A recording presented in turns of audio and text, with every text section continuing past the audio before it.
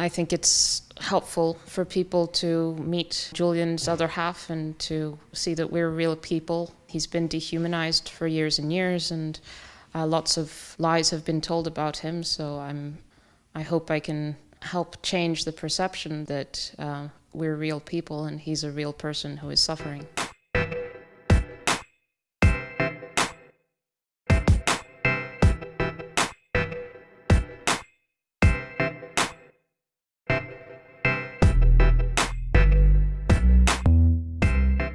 Julian's been in prison for 2.5 years now. His conditions of detention are very bad because he is in the UK's most notorious prison alongside the worst criminals in the UK, convicted murderers and drug lords and so on. In the UK, they keep remand prisoners, so prisoners whose the outcome of their trial or hearings is pending in the same place as people who are serving their sentence.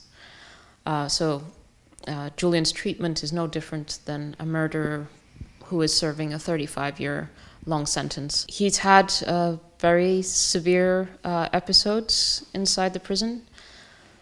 It really depends on the degree of isolation and the circumstances. So, for example, in November, his wing of the prison had a COVID outbreak.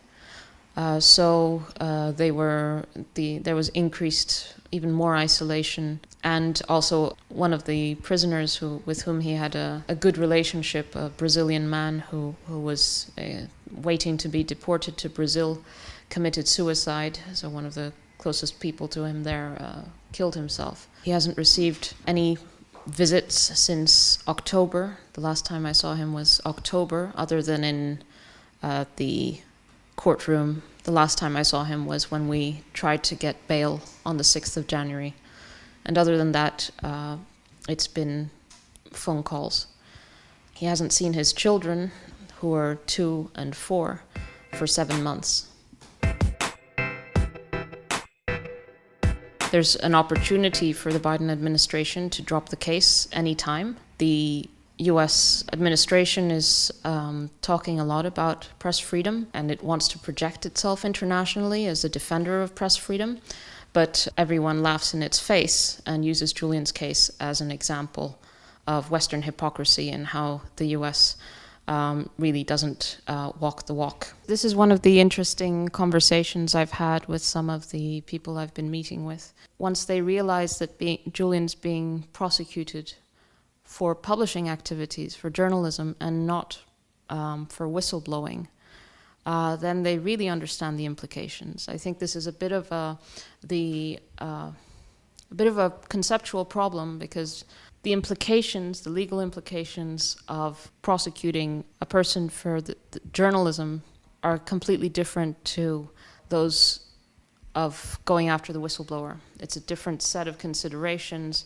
You're entirely into the press freedom domain. Julian is charged with receiving documents from a source, with possessing documents, and with communicating those documents to the public. And those charges can apply to any other person who is exercising those same functions. And in fact, the Obama administration decided not to prosecute Julian, and announced as much in 2013 after Chelsea Manning's court-martial over the 2010 publications, because they said they couldn't find a way to prosecute Julian without that setting a precedent for the rest of the press.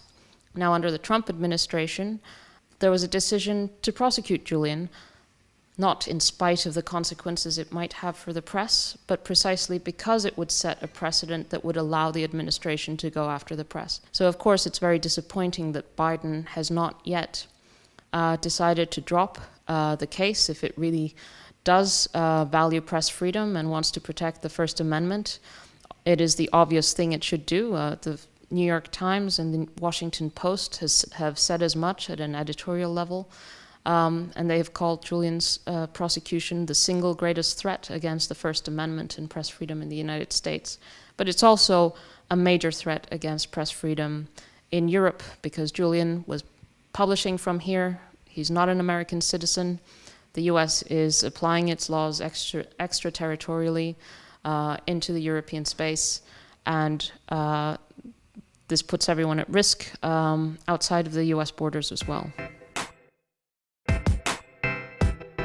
The time that Julian was in the embassy, towards the end of the 7 years, there was a change of administration in Ecuador, an approximation to the United States, and an extremely hostile environment developed in the embassy. And there was also a security company that was working for the company owned by Trump's biggest backer, Las Vegas Sands. That is now the subject of a court case in Spain, and through that court case we've learned a lot of details about what was actually going on in the embassy, including that our baby's DNA was instructed to be taken from a nappy, the fact that my mother was followed, the fact that Julian's life was, there were plans on his life. There was a plan to poison him, there were plans to kidnap him from the embassy, and that Julian's lawyers were targeted by name, they were followed, their homes were, there were photographs taken of their homes,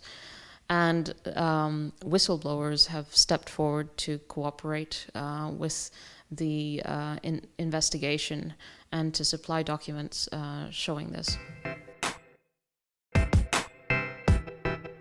There's a lot of support on the ground. There's support at a high level with the major NGOs and so on, Amnesty International and RSF and Human Rights Watch, and the major papers, the New York Times, the Washington Post, the Guardian, even conservative papers in the United Kingdom, the Mail on Sunday, Telegraph, and so on, are opposing the extradition, opposing his incarceration. I think the broader implications of this case are increasingly known by the organizations that specialize in free press and free speech that actually look into it. Also, the UN Special Rapporteur on Torture has been investigating the case and has been extremely outspoken. And at a human level, I think the population, when they understand he's not serving a sentence, he's an unconvicted man being warehoused in the UK's most